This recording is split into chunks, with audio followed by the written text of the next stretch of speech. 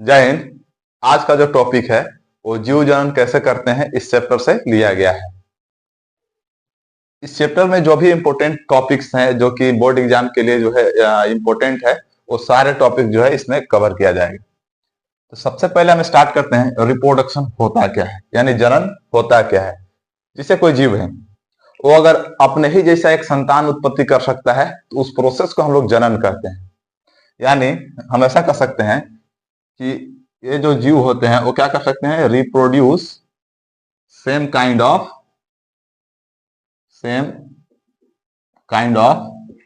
Offspring.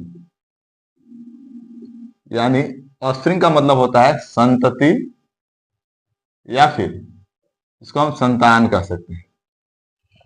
यानी कोई भी जीव जो है अपने ही जैसा, यानी सेम काइंड, एकदम अपने ही जैसा हूबहू, ठीक ना, एक ऑफस्प्रिंग की उत्पत्ति कर सके, उसी को हम जनन कहते हैं। जनन जो होता है वो दो टाइप के होता है। पहला होता है एसेक्सुअल और दूसरा सेक्सुअल। आज का हमारा टॉपिक जो रहेगा वो एसेक्सुअल पर ही रहेगा, एसेक्सुअल रिप्रोडक्शन, यानी अलैंगिक जनन। अलैंगिक जनन में क्या होता है ना कि इसमें जनन तो होता है, यानी सेम काइंड ऑफ ऑफस्प्रिंग जो है वो रिप्रोड्यूस तो किया जाता है, लेकिन इसमें सिंगल पेरेंट इन्वॉल्व होते हैं। यानी कोई अकेला जीव जो है ना, यानी सिंगल पेरेंट अकेला जीव जो है वो, उसमें जो है एबिलिटी होती है रिप्रोड्यूस करने के लिए, एबिलिटी टू रिप्रोड्यूस।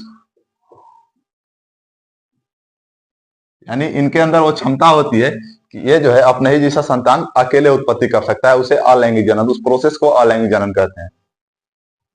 अलैंगिक जनन के अलग अलग बहुत से टाइप हैं, जैसा कि पहला है फिजन।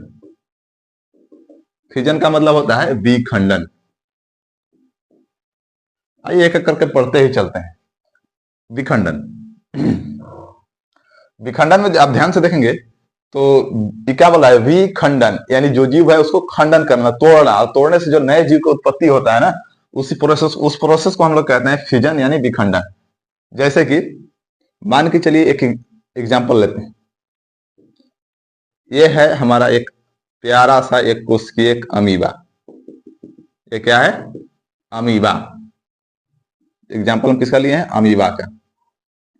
अमीबा क्या होता है कि जब भी एडल्ट हो जाता है ना, एडल्ट होने के बाद यानी कह सकते हैं पूरी तरह से जब डेवलप हो जाता है, ये अपने किसी भी पार्ट से, किसी भी भाग से जो है ना वो फ्रेगमेंट करता है, टूटता है, और टूटने के बाद जो है ना वो अलग अलग जो है भागों में बट जाता है, अलग भागों में बट जाता है। अमीबा का फेस जो उसका जो शेप होता है ना वो फिक्स नहीं होता है, कैसा भी शेप का हो सकता है। तो इसके डायग्राम बनाने से पहले आपको सोचने की जरूरत नहीं है, कैसे भी इधर के लपेट दीजिए। तो होता क्या है कि ये जो अमीबा है ये दो भाग में बट गया। ये जो दो भाग में बटा इसको होता है डॉटर सेल या फिर डॉटर ऑर्गेनिज्म। आप यहाँ देख रहे होंगे कि एक अमीबा था, दो भाग में बट गया। क्या इसमें कोई मेल फीमेल की जरूरत पड़ा, कोई डबल पेरेंट की जरूरत पड़ा? नहीं, सिंगल पेरेंट ही रिप्रोड्यूस कर दिया। इसी को हम अलैंगिक जनन कहते हैं। फ्यूजन जो होता है ना वो दो प्रकार का होता है। पहला होता है बाइनरी फ्यूजन, बाइनरी फ्यूजन यानी द्विविखंडन। ये नाम से ही लग रहा है कि विखंडन तो होगा, लेकिन कितने भागों में? दो भागों में। यानी यहां पे देखें, अगर इसका एग्जांपल तो ऐसे ही अमीबा ही हो जाएगा। एग्जांपल में लिख दीजिए आप अमीबा। एक जीव था, फ्रेगमेंट हुआ, दो नए जीव की उत्पत्ति किया। दो ही उत्पत्ति करेगा तो हम दो विखंडन के अंतर्गत रखेंगे, ठीक है। इसका एक एग्जांपल रखेंगे याद, अमीबा, दूसरा में हाइड्रा, ईस्ट भी हो जाएगी, ये बहुकोशिकीय जीव है, और अमीबा एक कोशिकीय जीव है, ईटीसी कर लेंगे। उसके बाद जो है दूसरा है मल्टीपल फ्यूजन। मल्टीपल फ्यूजन, ध्यान से आप लोग लिखेंगे, फ्यूजन नहीं फ्यूजन होगा, फ्यूजन नहीं फ्यूजन होगा, मतलब बहु विखंडन। मल्टीपल यानी बहु, यानी बहुत ज्यादा। बहुत ज्यादा मतलब कितना? दो तो रहेगा तो बाइनरी फ्यूजन के अंतर्गत आ जाएगा, लेकिन दो से अधिक हो गया तो मल्टीपल फ्यूजन के अंतर्गत। जैसे कि एक एग्जांपल लेते हैं, मल्टीपल फ्यूजन का। आपने नाम सुना होगा प्लाज्मोडियम का। ये मान के चलिए जो है एक प्लाज्मोडियम है, इसके अंदर जो है ना छोटे छोटे, ये प्लाज्मोडियम जैसे ही जो है पूरी तरह से डेवलप हो जाता है, यानी रिप्रोडक्शन का जब फेज आता है, इसमें समय आता है, तो होता क्या है, इसके जो बाहर का जो लेयर दिख रहा है, ये लेयर जो होता है ना वो फट जाता है, जिस वजह से ये जो इसमें स्पोर दिख रहा होगा वो सारे स्पोर्स कहाँ निकलेंगे, बाहर की ओर निकल जाएंगे। ये स्पोर जैसे ही बाहर जाएंगे तो इसमें देख रहे हो कि जितनी अधिक स्पोर होंगे उतना ही ज्यादा प्लाज्मोडियम का फॉर्मेशन होगा। ये स्पोर जो होते हैं वो अपने फेवरेबल कंडीशन में जाने के बाद क्या करते हैं कि जो है नया प्लाज्मोडियम फॉर्म कर लेते हैं। यानी इसमें आप ध्यान से देखें तो इसमें सिर्फ 2 ही स्पोर नहीं है, बहुत अधिक है, यानी 2 से अधिक है। तो इसको जो है हम याद रखेंगे मल्टीपल फ्यूजन के एग्जाम्पल में।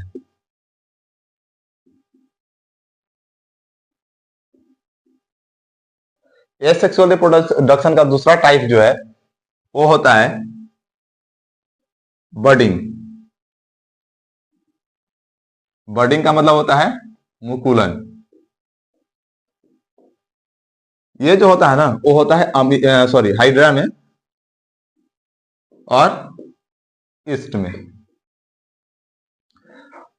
आप हाइड्रा के शेप देखिए कुछ इस प्रकार होता है।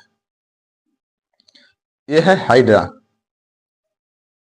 हाइड्रा में क्या होता है कि जब हाइड्रा में जब रिप्रोडक्टिव का फेज आता है, रिप्रोडक्शन करने का समय आता है, तो होता क्या है कि इसके ही ये किसी पार्ट से, किसी बॉडी पार्ट से जो है ना एक छोटा सा नन्हा सा मुन्हा सा एकदम प्यारा सा उभार निकलता है।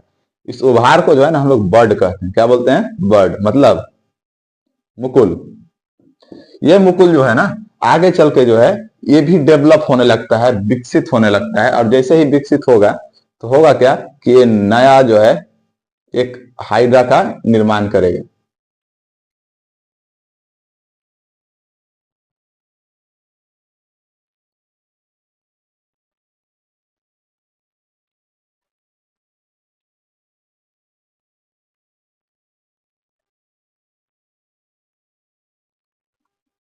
ये जो है आप देख रहे होंगे कि ये अपने ही पेरेंट के जैसा एक नया हाइड्रा जो है तैयार हो जाता है।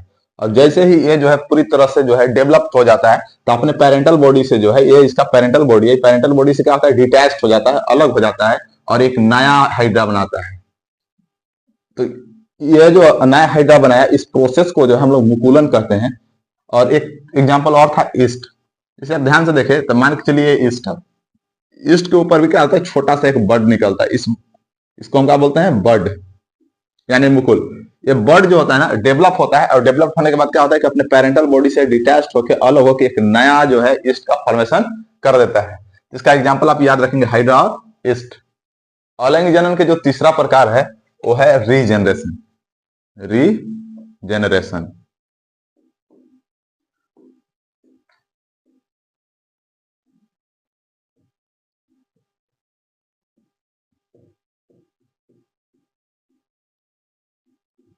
रीजनरेशन का मतलब होता है पुनर्जनन या फिर पुनरुद्भवन। एनसीईआरटी में आपको पुनरुद्भवन लिखा हुआ मिल जाएगा, साथ में पुनर्जनन भी हो सकता है। पुनर्जनन कहने का मतलब दोबारा जन्म लेना नहीं। कहने का मतलब है कि कोई भी उसका बॉडी पार्ट है जो कि फ्रेगमेंट हो गया है, टूट गया है, और उसको टूटने से जो है नया जो है जीव की उत्पत्ति हो जाना ही पुनर्जनन कहलाता है। जैसे कि आप ध्यान से देखें तो एक एग्जाम्पल है इसका प्लेनेरिया। प्लेनेरिया प्लेनेरिया में होता क्या है कि ये एक जीव है कुछ इस टाइप के।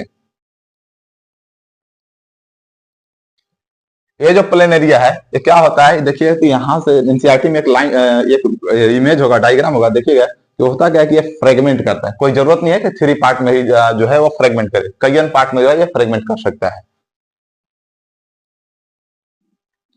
उसको आप ध्यान से देखें ये ऊपर वाला पार्ट फ्रेगमेंट हो गया, फिर सेंटर वाला पार्ट फ्रेगमेंट हो गया, थर्ड वाला पार्ट यानी लास्ट वाला पार्ट भी फ्रेगमेंट हो गया। फ्रेगमेंट होने के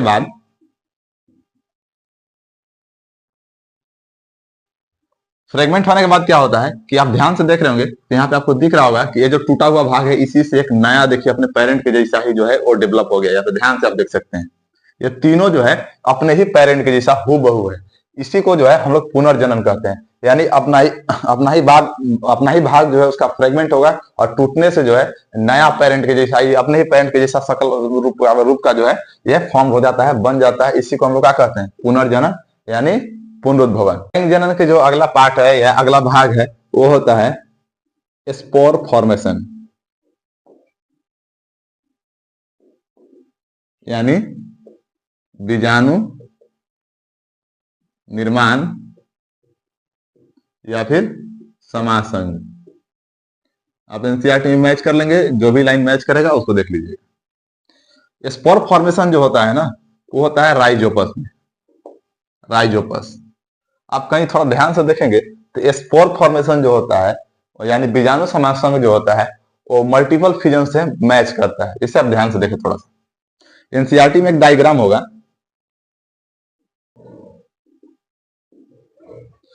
ये है राइजोपस। राइजोपस में क्या होता है कि यहाँ पे एक गोल सा एकदम राउंड बलून के जैसा स्ट्रक्चर दिख रहा होगा जिसको हम लोग बोलते हैं बीजाणुधनी। बीजाणुधनी, इस बीजाणुधनी में जो आप देख रहे होंगे ये राउंड राउंड जो छोटा छोटा डॉट दिया हुआ है ये होता है स्पोर। स्पोर मतलब बीजाणु। ये बीजाणु जो होते हैं क्या होते हैं कि जैसे ही राइजोपस जो होता है ना वो डेवलप कर जाता है, यानी इसमें जो है रिप्रोडक्टिव फेज आ जाता है, तो उसके बाद जो इसका बाहर का जो दीवार दिख रहा है ये खुलेगा यानी टूटेगा, और टूटने से ही जो स्पोर है ना वो बाहर निकल जाएगा। और जैसे ही ये स्पोर बाहर निकलेगा तो होगा क्या कि ये सभी स्पोर में इतना एबिलिटी होती है, कैपेसिटी होती है कि ये जो है अपने ही जैसा एक राइजोपस जो है वो डेवलप कर लेता है। अलैंगिक जनन के जो लास्ट प्रकार है या लास्ट टाइप है उसको बोलते हैं वेजिटेटिव प्रोपागेशन। वेजिटेटिव प्रोपागेशन यानी कायिक प्रवर्धन। कायिक प्रवर्धन में क्या होता है कि ये ज्यादातर जो है ऐसे तो प्लांट में ही होता है, जिससे कोई भी पौधा है उसका जो वेजिटेटिव पार्ट होते हैं, वेजिटेटिव पार्ट।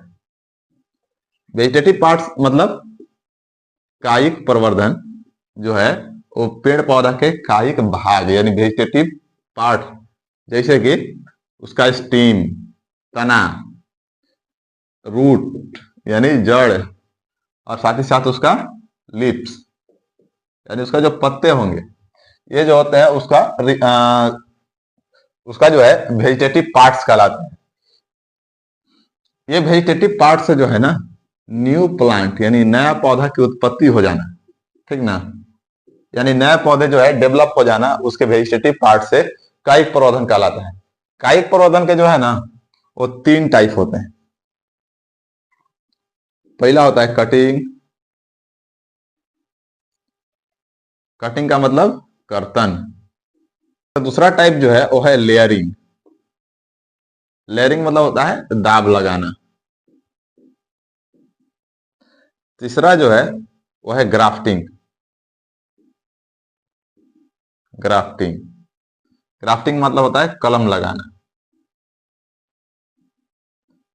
ये 3 जो होते हैं वो वेजिटेटिव प्रोपागेशन के ही भाग हैं। आपको इन तीनों में से कोई भी चीज अगर समझने में तकलीफ होगी तो आप इस वीडियो पर कमेंट कर सकते हैं, आपको जो है इसका सेपरेट वीडियो जो है बना देंगे।